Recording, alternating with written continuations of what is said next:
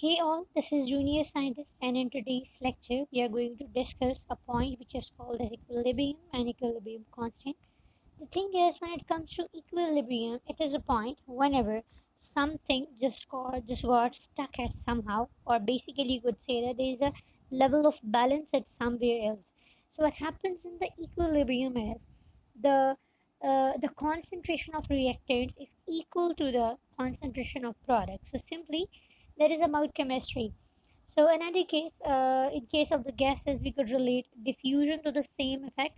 So gases try to move from one place to another until the concentration of gases got constant at both the sides. So in case of equilibrium, it is basically the phase or the phenomena in which the different substances try to figure out or they try to maintain a balance between the reactants and the products. This is called as equilibrium. Now it is divided into the two main points or the two main divisions, or although there are many, but they are the two basics. So one is the dynamic equilibrium, another is the static equilibrium. When it comes to the dynamic equilibrium, it is the state of equilibrium when the rate of forward reactions is equal to the rate of backward reaction and no net change occurs. So although different atoms are moving, but they are not moving that fruitful way, like we can counter them as making any significant change into the equilibrium. So that is about the equilibrium. So whenever Earth is moving ahead, we could say that the way Earth revolve around the sun, it means it is, although in our perspective, like how we look upon to the Earth, in our perspective, Earth is not moving, but it is moving. So this is an example of the dynamic equilibrium. So simply the thing is, the rate of equilibrium where the rate of forward reaction is equal to the rate of backward reaction but no net change occurs. This is called as dynamic equilibrium. Next point is like static equilibrium. It is the point whenever different atoms are, the reaction got halts up, it got stuck at some point. It is not moving at all. So this is called as static equilibrium. Now there is another terminology which is called as active masses. When it comes to the active masses, remember that in chemistry, not all the atoms or not all the atoms of an element participate in the reaction. So when it comes to the following reaction, certain atoms do participate in the reaction. So the parts of an element who participate, or basically the mass or concentration of elements or compounds who actually participate in the reaction is called as active masses. Why? Because they are that active to get participated in a chemical reaction. Now this is ammonia, this is nitrogen reacting with hydrogen to give you ammonia. Remember that not entire nitrogen will react with all the hydrogen present.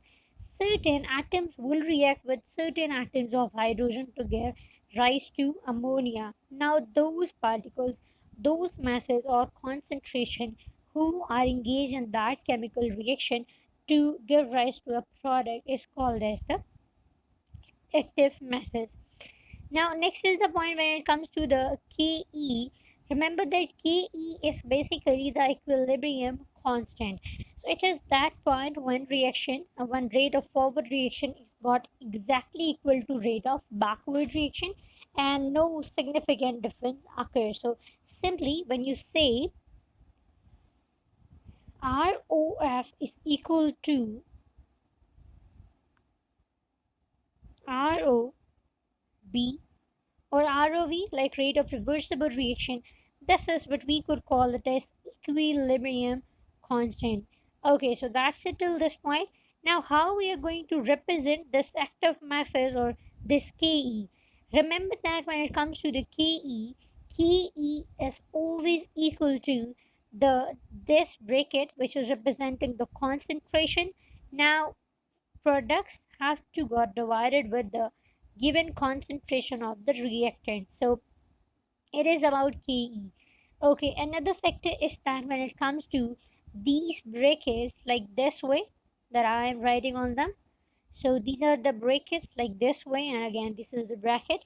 So that is representing like active mass involves that concentration which is at equilibrium. Now remember that it involves active mass of concentration that is available at equilibrium. So you are bound to take its concentration at equilibrium.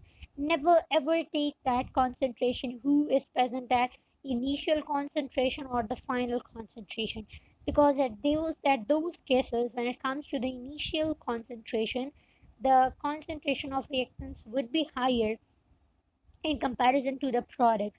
But when it comes to the final reaction, it would have higher concentration of products in comparison to the reactant. So we have to take the reaction or that concentration which is present at equilibrium. Okay, now, every KC, or simply in this case, like this is KE, even over there, this X and Y are representing the given number of moles. So simply, if it contains 2 to 3 number of moles, you have to place them right there, while the remaining equation will be placed, or remaining atoms or elements, whatever you could say, they are going to place within those brackets. Okay, now next is the point. There are two general divisions of representing Ke or equilibrium constant. The factor number one is like according to the concentration when it comes to this Kc. Remember that it is the way of representing the equilibrium at the basis of their concentration, and it engages molarity. Now, when it comes to the C or the equation, the concentration is always going to equal to number of moles divided by volume. So simply when you take number of moles divided by volume, I forgot to place slash there. So simply number of moles divided by volume is called as molarity. So that is the first case how you can represent them. So it specifically concerns about the concentration. Now the units to represent this concentration is moles per liter. So you have to use moles for this, like obviously given number of moles. So that is about moles per liter. So that is about for the liter. So that is how we could represent them.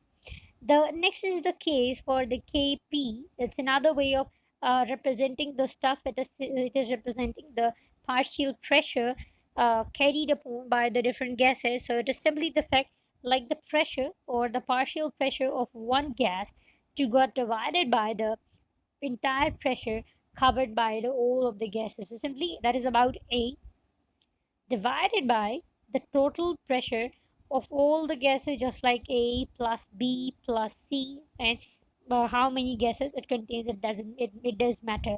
How will you represent it? You will use general gas equation to represent this Kp.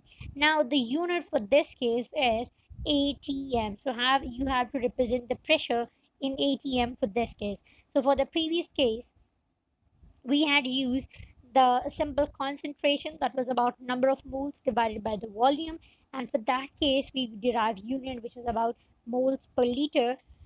But when it comes to the kp or the partial pressure, we will simply use the pressure in atm to represent this partial pressure constant.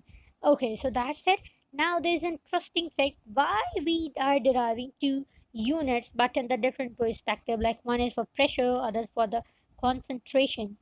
The reason being is that when it comes to the Kp, Kb is used when it comes to a heterogeneous reaction. Remember that when it comes to like any reactant, when there is one reactant or in the gaseous phase or product is in the gaseous phase, then we are bound to use Kp. While in other case, when the reaction is homogeneous and everything is solid, we can go ahead with the Kc. Okay. Now, when it comes to the general gas equation and how we are going to use help of it.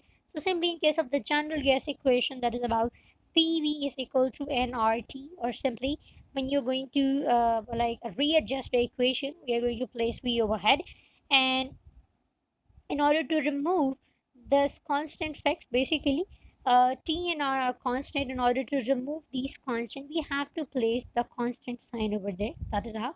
So we are going to remove this constant sign, and obviously by placing upon this constant sign, uh, that is going to replace the other constant, that is r and t. So that will be equals to P into P, that is directly proportional to N by R. Okay, now next is the point how we are going to use this expression. So basically, when it comes to the first equation that is about uh, calcium carbonate that gives you reversible reaction along with the solid particle, another with the gaseous stuff over there. Now we will use simply there is a point which is called as unity. So for the case of solids, we will take them in the unity. So we don't have need to derive the units. They always stay in the unity when it comes to the deriving equilibrium constant. So we will derive the stuff which is called as carbon dioxide, who is in the gaseous phases.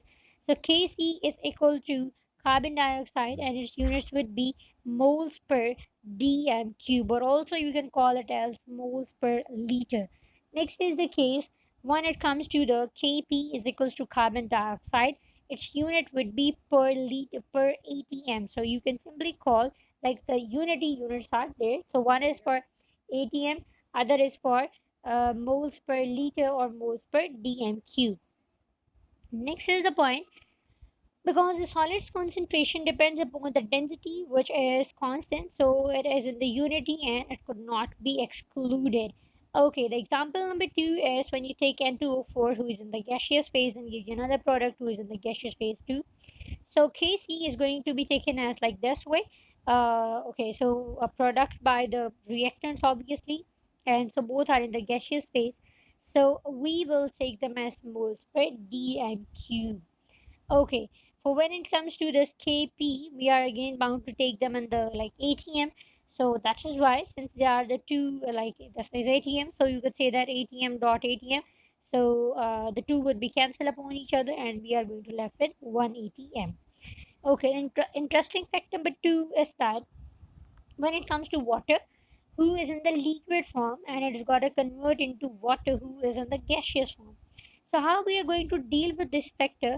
So when we are going to take water in the gaseous phase and another is in the liquid phase, it means that the that basically that water or liquid when taken with the gases is staying at unity in case of equilibrium. Now you should be clear, another possibility is like this: water in L or the liquid is taken as uh, like solvent, and gases is dissolved into it and it is acting as solute. Okay, so simply in this case, it would be mole per dm cube, and when it comes to water, it would be available as atm, because we are going to take units for the one who is present in the gaseous phase. The next point is like when it comes to this acetic acid, who is in the aqueous phase, water is again in the liquid. So we have to skip this H2O. Why? Because it is acting as a solvent in this case. Okay, so again the unit would be same, like moles per dm cube. And okay, so the units would be same, it would be moles per dm cube. You can also take it as moles per liter. And when it comes to its the kp units, we can derive it. Why? Because in this case, no, not a single gaseous particle is present, so we are going to neglect it. The next point is that it is simply when you're going to take this C2, who is in the solid form, obviously having the two Ag plus. I mean, simply you could say that again they contain one stuff in the aqueous phase and other in the like solid phase. So we are going to skip the solid particles and we are going to make a focus on the stuff which is present in the aqueous phase. Okay, so we will take them, we will derive the units and we will make them dmq per mole, or we are going to call them as moles per liter as well. Now we can derive them for the gases because they contain not a single gas among them. Okay, why we can't do it again? No gas is taken as, no units are taken as kp, because there is not a single gas present, so no units for kp is available for this stuff. Okay, now another possibility, or simply the summary of the stuff that we have learned till this point, is like uh, okay, so for this case, we will simply take upon like the solid concentration is always taken in unity. Okay, so solid concentration is always taken in unity. Unity means that the matter in the phase is constant. so it is not included in Ke equation. Remember that solid particles or all solids concentration is always in the unity, so we are going to not to mention them because they are in the unity. Point number two is like liquid is in unity when it is present with the gas. So when there is one liquid along with three to four gases, or maybe with the one gases, just like we have learned H2O in liquid plus H2O in the gaseous phase, we are going to take them into the unity. When water is in unity if it is acting as a liquid, or it is aqueous in an aqueous medium. So basically in that case it is going to act as a solvent. So it is going to dissolve everything into it. So we are going to take its unit into the solvent. Okay, so in that case, Kp would be 0. Why? Because you are going to take, like when there is no gas, Kp is bound to stay as 0 because we derive Kp for the gaseous particles. When there is no gas, things are going to get 0 or Kp would be 0 then. Next is the case. So that's it for today. If the video have helped you, just subscribe the channel, hit the like button. See you next time. Thank you.